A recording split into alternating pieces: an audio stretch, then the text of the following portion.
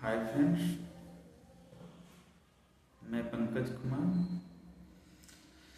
जैसा कि आप लोग देख रहे हैं, विगत कुछ दिनों में अगर हम बात करें 2 दिन पहले का, तो तेजस्वी यादव का हम बात करते हैं या विपक्ष की बात करते हैं। अगर हम देखते हैं कि जनता को कैसे मूर्ख बनाया जाता है, ये विपक्ष वाले लोग कहते हैं कि संविधान के जो भी पद हैं, जैसे चुनाव आयोग, ये लोग चुनाव आयोग पे अपना भ्रास निकालते हैं कि चुनाव आयोग है जो ईवीएम है कर बीजेपी को जीत दिलाते हैं, या वोटर लिस्ट से जो आम जनता है उनका वोट काट रहे हैं। और इस पे तेजस्वी यादव बिहार में यात्राएं भी निकाल रहे हैं। मगर आप जब यात्रा निकाल रहे हैं, सभी को जागरूक कर रहे हैं, और उसके बाद आप कहते हैं कि हम जो असली मुख्यमंत्री हैं। बात यहाँ पे आती है, नीतीश कुमार जो नकली मुख्यमंत्री हैं, असली मुख्यमंत्री हम हैं, और नारा भी जनता से लगवाते हैं। इसका यही परिणाम हुआ कि न चुनाव आयोग न बीजेपी चुनाव में धांधली करवाती है। अगर चुनाव में धांधली चुनाव आयोग कराती तो तेजस्वी यादव को तो मुख्यमंत्री नहीं बनने देती। मगर तेजस्वी यादव जनता को मूर्ख बनाकर ये कह रहे हैं कि आपका वोट को चोरी हो जाता है, ईवीएम हैक कर लेते हैं, तो आप असली मुख्यमंत्री कैसे हुए?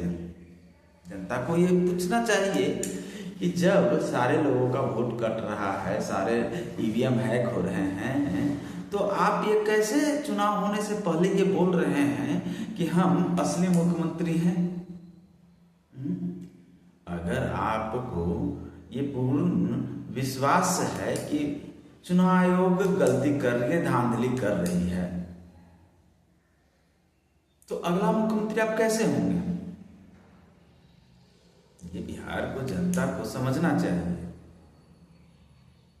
कि ये जो बोल रहे हैं वो गलत बोल रहे हैं कि ईवीएम हैक होती है या वोटर लिस्ट से नाम कट गया। होता है, वोटर लिस्ट से नाम कटते हैं या गलतियां होती है। जो बाहर चले जाते हैं, जो 2-3 बार से वोट नहीं करते हैं, उन्हें वो लोग अपने वोटर लिस्ट से हटा देते हैं। अगर आप उस पर अपना शिकायत दर्ज करवाते हैं तो आपको पुनः वो उस लिस्ट में इंक्लूड कर लेते हैं। मगर ये कहना कि ईवीएम हैक हो जाता है, आपको भी, तेजस्वी यादव को ये पता है कि ईवीएम हैक नहीं होती है, और जो भी चुनाव आयोग चुनाव कराती है वो निष्पक्षता से करवाती है। मगर हम लोग जो बिहार के जनता हैं, कोई पूर्ण साक्ष्य का हम लोग उनकी बातों में आ जाते हैं, जात पात में आ जाते हैं, और संवैधानिक संस्थाओं पे हम लोग इस तरह के लालछन लगाते हैं। तो ये मेरा मानना है कि हम लोग अपना जो वोट दे रहे हैं वो इस बार, मैंने पिछले वीडियो में भी बोला था, ये चुनाव नहीं, बिहार के लिए एक युद्ध है। और हम लोगों को पिछले जो भी चुनाव हम लोग देखें या उसमें हम लोग वोट किए, उससे ये अलग है। अलग इसलिए है कि अब हमारे यहाँ जो भी, चाहे बड़ी पार्टी हो या छोटी पार्टी हो, वो शिक्षा, स्वास्थ्य और रोजगार पे बात कर रहे हैं कि आपका शिक्षा का स्तर जो है, जो अभी भी हम लोगों का, बिहार के लोगों का कम है।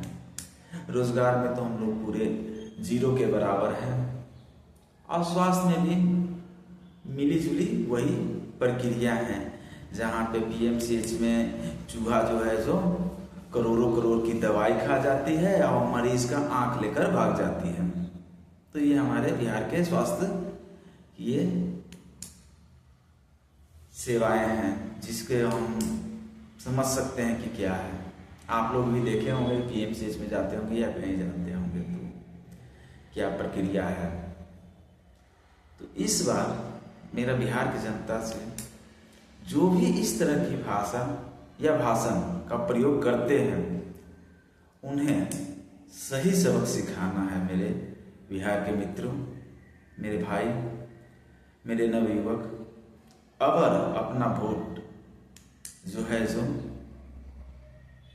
सोचकर, विचार कर, अपने विवेक से सही लोगों को ही देना है, और उनसे जो आए आपके क्षेत्र में, उनसे 5 साल का हिसाब लेना है कि आप 5 साल में पीछे क्या किए थे।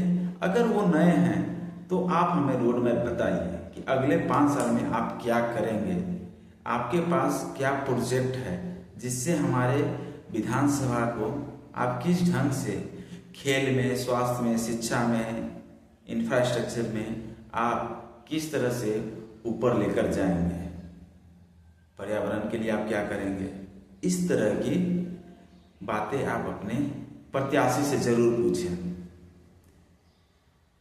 अगर आपके प्रत्याशी पढ़े लिखे रहेंगे तो ही आपको वो सही चीज का बारे में बताएंगे। अगर आपके प्रत्याशी नौमा फेल रहेंगे तो आपको अर्थशास्त्र पे ज्ञान नहीं देंगे, आपको स्वास्थ्य पे ज्ञान नहीं देंगे, ठीक है ना। तो इसलिए आप जो है जो अपने विधायक से या भावी प्रत्याशी से आप जरूर इस तरह की बातें पूछिए। जय बिहार।